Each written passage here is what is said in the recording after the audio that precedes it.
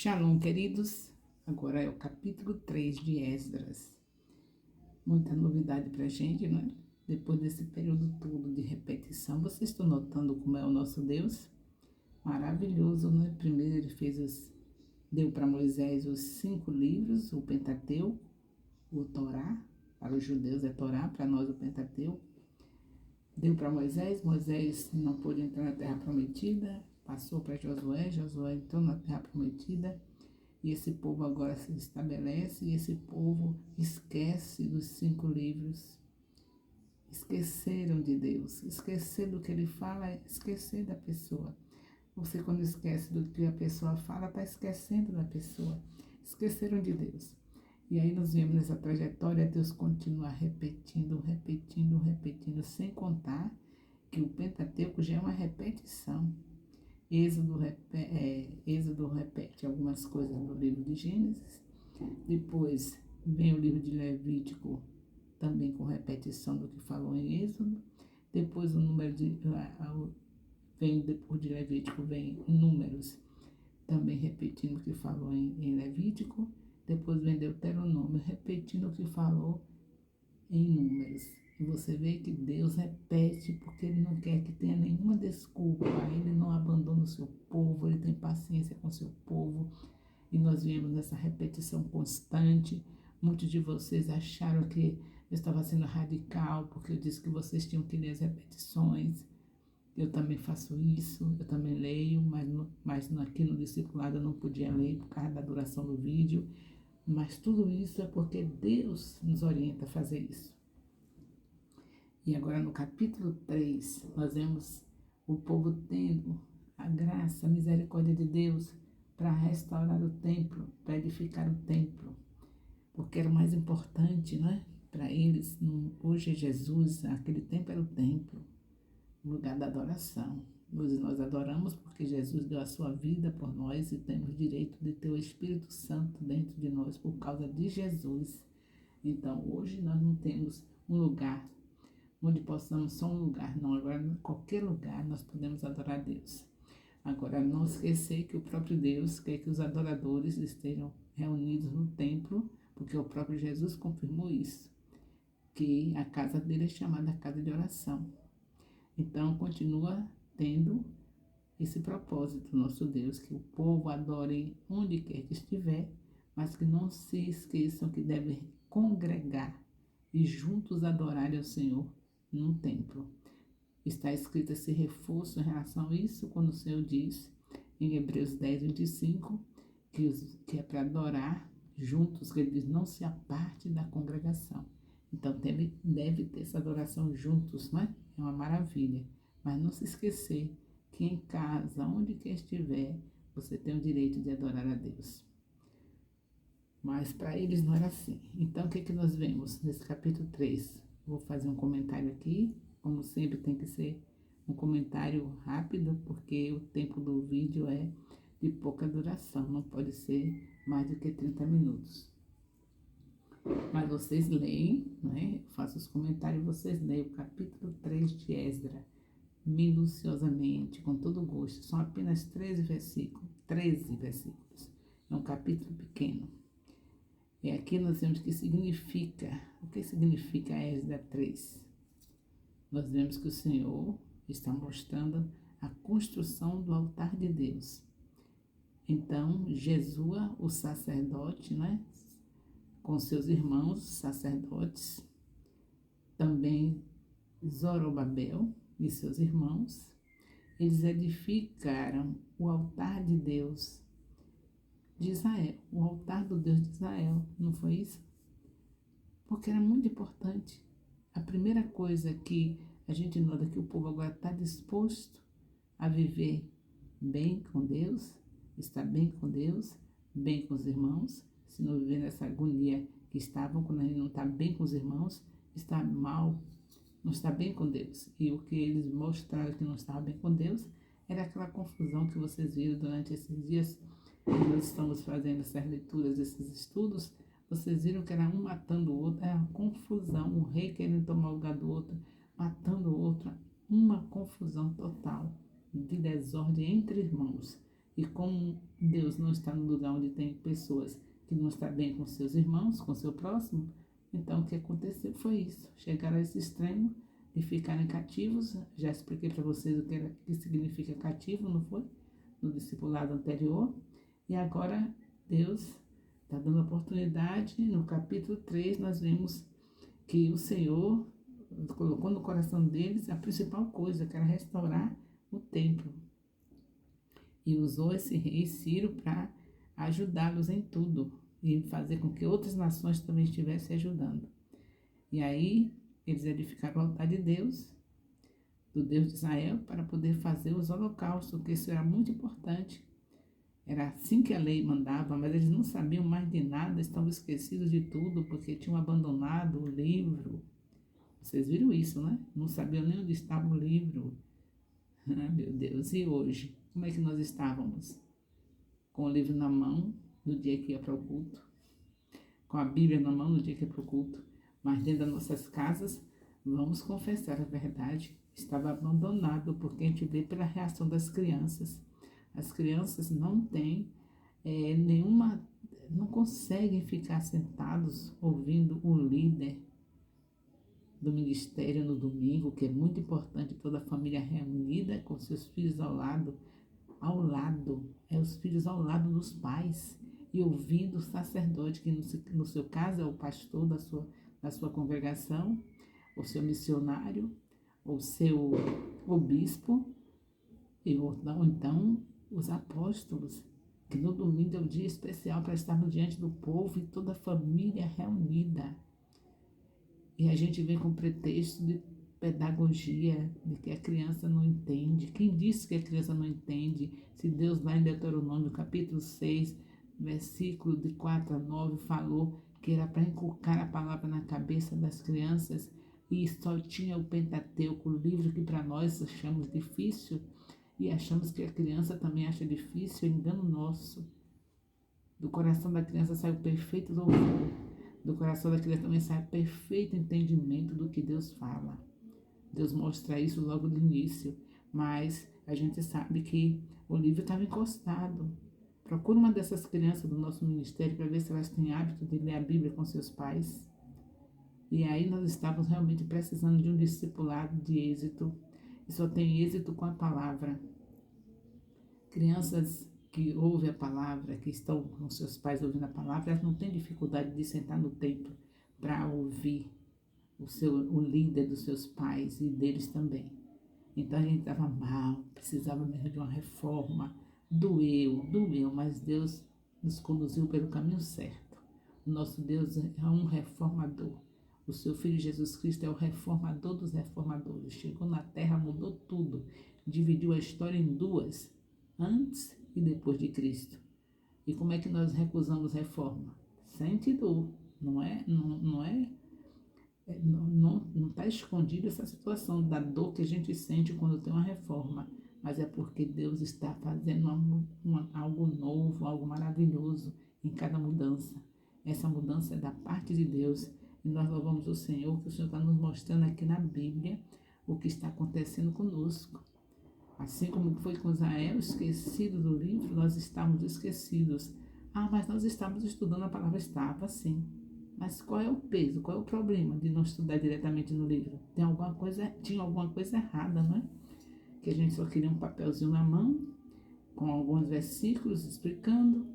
A gente só queria uma revistinha, que já vem tudo pronto. Mas nós temos um ministério que Deus nos entregou e temos direção de Deus para esse ministério. Então não temos que estar pegando um escrito daqui, outro dali, não. É a palavra, porque a palavra vai nos conduzir dentro da missão que Deus nos deu. Cada ministério tem a missão de apresentar Jesus, mas o Senhor tem algumas coisas especiais que é só para aquele ministério. O Ministério Apostólico Internacional de Jerusalém tem algo especial que outros não têm. Cada um tem sua parte, que Deus faz assim, Ele quer assim. Então, no nosso ministério, o foco é a gente ver como Deus cuidou de Israel, o amor de Deus incondicional, o amor de Deus é ao ponto de enxertar os gentios em Israel, que era a nação dele especial. É nessa direção que Deus nos colocou. Não temos nada a ver com os outros ministérios que têm uma outra de direção, contanto que eles estejam com Jesus, não importa a maneira deles agirem, mas a nossa maneira que Deus nos entregou foi isso, valorizar Israel. O nosso discipulador, o apóstolo René, na Madeira Terra Nova, nos entregou uma visão sobre Israel, sobre o que Deus é em relação a Israel e a igreja, que somos um só, porque Deus enxertou a igreja, enxertou os gentios em Israel. A igreja começou com 12 israelitas. Nós não podemos sair disso. Nós recebemos essa visão e estávamos assim, saindo de mansinho dessa aliança, porque se o livro não estiver na mão, se a Bíblia não estiver na mão, a gente percorrendo anualmente, completou o ciclo, chegou em Apocalipse, volta novamente. Como você já viu, Deus gosta que a gente medite. Meditar não é uma leitura só, é muito mais do que isso. Então a gente vai diariamente meditando e quando chega em Apocalipse a gente volta novamente, anualmente. São 1189 capítulos da Bíblia que nós estamos comprometidos em estudar em nossas casas, com nossos filhos, com quem estiver em nossa casa, 3 capítulos por dia. Um para amanhã no lugar secreto, ou um depois do almoço enquanto descansa, e outro à noite antes de dormir. Isso quer dizer que o povo vai parar com essa lavagem cerebral das redes sociais e vai viver Deus. Então a gente tem que glorificar e exaltar o nome do Senhor por causa disso, que o Senhor nos deu essa oportunidade, como deu aqui para Israel, depois de um cativeiro, né?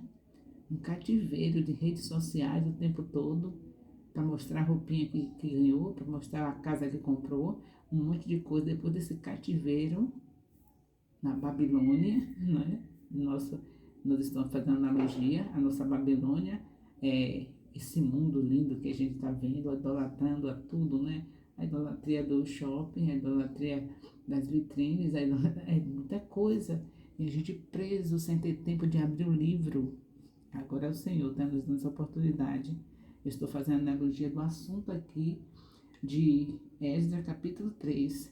A oportunidade que Deus está nos dando de ter novamente Jesus reinando. A oportunidade de Esdras 3 era o templo sendo recuperado para eles fazerem os holocaustos, fazer adoração a Deus, como estava escrito nos livros da lei, que são os 5 livros que nós já lemos, o Pentateuco. Para nós, a nossa analogia a gente está comparando assim, hoje nós estamos vendo Jesus toda manhã no nosso lugar secreto, vendo Jesus todo meio-dia, depois do almoço, vendo Jesus antes de deitar, antes de dormir. Vendo o que eu digo é porque ele é a palavra, João capítulo 1, versículo 14. Então, vendo o que eu falo é no sentido de você amar a palavra, de você estar abraçadinho com ele o dia inteiro, porque quando você lê 3 vezes ao dia, a cabecinha vai estar sempre lembrando, porque ele nos deu uma mente maravilhosa, não é?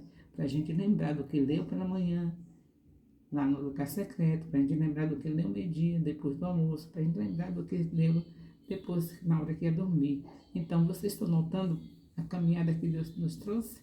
Que reforma maravilhosa, né? Nós estamos vendo ao vivo e a cores aqui o que Deus está fazendo conosco.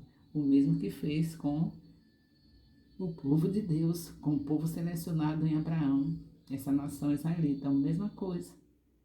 O povo estava esquecido, vivendo sua vidinha. O Senhor pega e volta no cativeiro, permite, né, o cativeiro.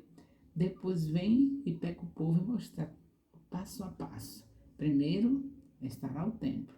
Assim Deus fez conosco, passo a passo. Primeiro, vamos ficar com Jesus diariamente, conversando com Ele, ouvindo a voz dEle. 3 capítulos por dia.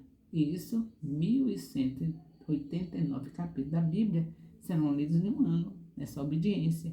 E o nosso discipulado de 7 em 7 dias é o complemento, não é? Daquilo que se faz em casa. Porque as pessoas pensam que o principal é o que está lá fazendo na igreja, mas começa em casa. Se a família estiver bem, fazendo isso em casa, adorando a Deus, confiando na sua palavra, porque se a gente confia, a gente lê, não é? E aí, chega no templo, um dia por semana, de 7 em 7 dias, para reunidos com nossos discipuladores, estarmos acrescentando mais. O discipulado é como se fosse a sobremesa, porque é apenas um capítulo, mas o banquete é em nossa casa, com nossos filhos, o nosso cônjuge. É isso que Deus está fazendo conosco. Hoje a nossa restauração não é um templo, como eu já disse, mas é a restauração da nossa intimidade com a palavra, que é o principal. É tão lindo isso e tão importante que Deus diz, medita de dia e de noite. Bem, eu creio que vocês estão entendendo o que Deus está fazendo conosco, né? Agora eu quero fazer alguns lembretes, porque de vez em quando o povo também esquece disso. Nosso discipulado é de 7 em 7 dias.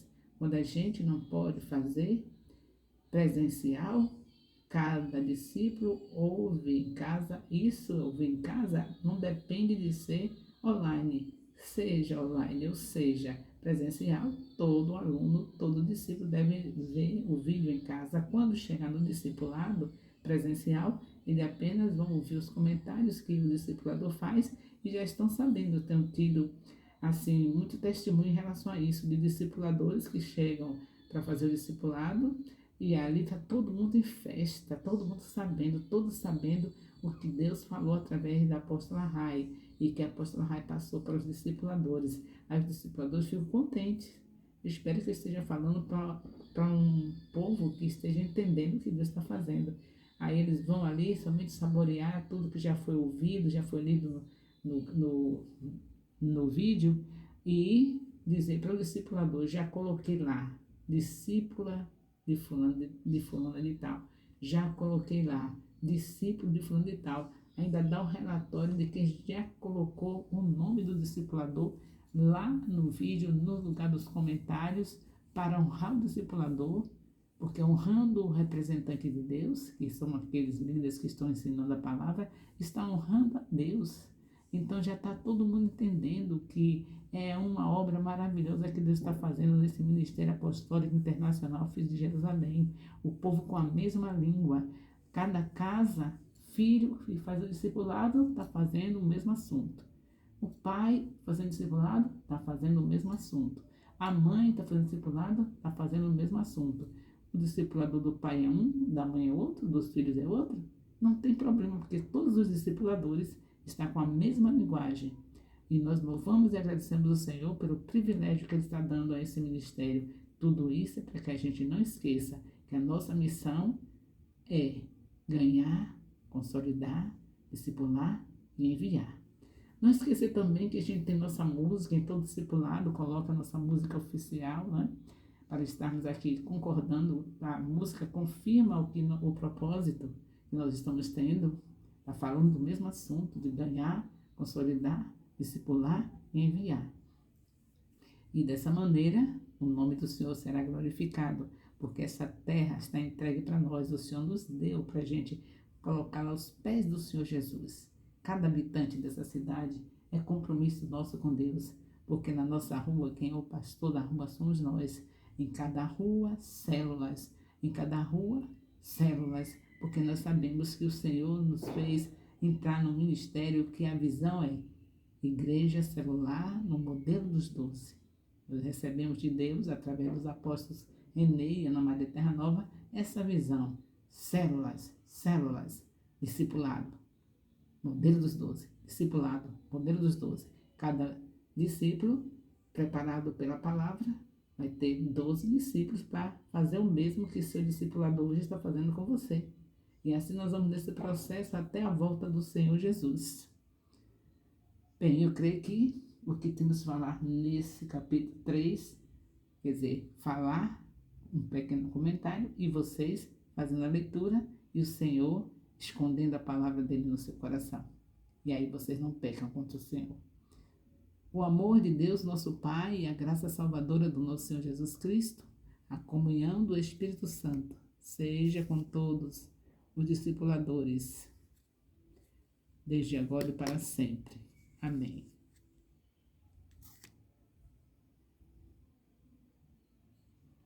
Glórias a Deus. Bendito seja o nome do Senhor.